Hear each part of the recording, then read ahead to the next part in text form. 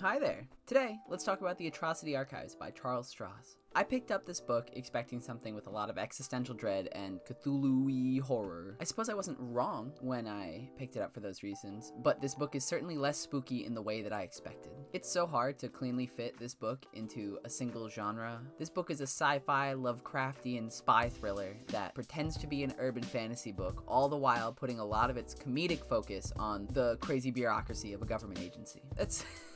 There's a lot going on here, but I think it actually meshes well together in some weird way. The book follows our main character, Bob Howard, who is an agent for the Laundry, the British agency dealing with occult happenings for the Crown. This book's magic system, the thing that it uses to describe how they go about doing all of these occult magics, is all reliant on extremely complex math, and the book certainly goes deep into this fancy math talk. As someone with a computer science degree, I thought it was really funny to just start reading about Hamiltonian circuits and polynomial completeness as I'm going through this book about Cthulhu, but at the end of the day, it's all just fancy talk for math means tentacles. I really enjoyed Bob Howard as a character here. There are certainly paths that they could have gone with him that just make him a jaded asshole the whole time. But while he does have scenes where he's being an ass, Charles Stross does a really good job making him a sympathetic character. He has really good moments that show at his core, he is a good person. He's more tired of the paperwork than he is with the people, and that is weirdly a breath of fresh air. So many times you get characters in a similar vein in an urban fantasy setting who are just awful for awful sake. I think many times Constantine is like this. Hated by everyone, but he fully accepts that he's just King Dickhead. This novel is written in the style of a classic British spy thriller, so you get that noir style inner monologue that's constantly running, which I think is great for all of the extra characterization of Bob that we get to see through that inner monologue. But I do think that the biggest turnoff for readers in this book stems from that same inner monologue. Bob's a big tech nerd.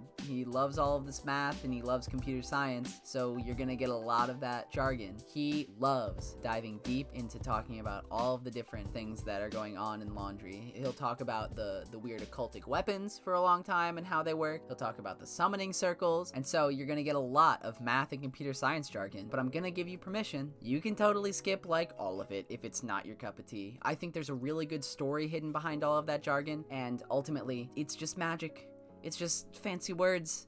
You don't have to understand it to get through it. It is like dropping into a fantasy setting and understanding that these words have some kind of meaning to the people in this world, but to me, they're just gonna have certain ties. So when I see math, I know tentacles are coming. And that's the most important part here. Even though there are problems to be solved, he walks through them. You see his thought process, and so you're not the one that's trying to solve these problems like you would be in other books when you're given this much information. I think the story hides behind the urban fantasy setting, claiming all of this magic to be magic, when in reality, this is a sci-fi book. And a more traditional sci-fi book for that matter, because of how in-depth it goes into all of the technologies in this world. If that's the kind of thing that you're into, then this is definitely a book for you. And if it's not, I still think you should give it a try if you're at all into things like spy thrillers or Cthulhu-y mythos or even urban fantasy. I honestly think this book, because it stretches across all these genres, I think it tells a good story behind all of this jargon. And as I've been told, the further into these books you go, the more urban fantasy kind of ekes out. So if you fit into any of those categories, I think you could enjoy this book. This is Spooktober, and I do have to say that this is probably the least spooky book of this month, which isn't really a bad thing. I wanted to get all types of horror slotted in, and this does have some great existential horror. I thought that it fit more along the lines of a Hellboy story than anything like The Turn of the Screw or any of these other spooky, in-your-face, this could happen to you kind of stories. It's a really fast read. I think it clocks in at around 60,000 words, maybe a bit more. It was actually really hard to find an estimate online for this, whereas most other books I'm able to locate that. I think this is a great book for a lot of different types of readers. I did really like this book, but I don't have a lot of in-depth talk that I want to do about it. I think this book is a really fun read, and I don't think there's anything that's bad enough that I want to talk about either.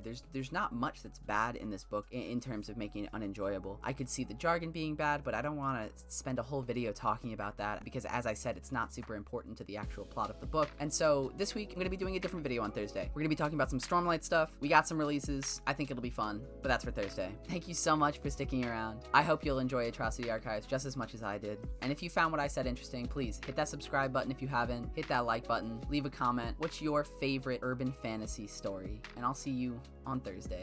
Stay lit.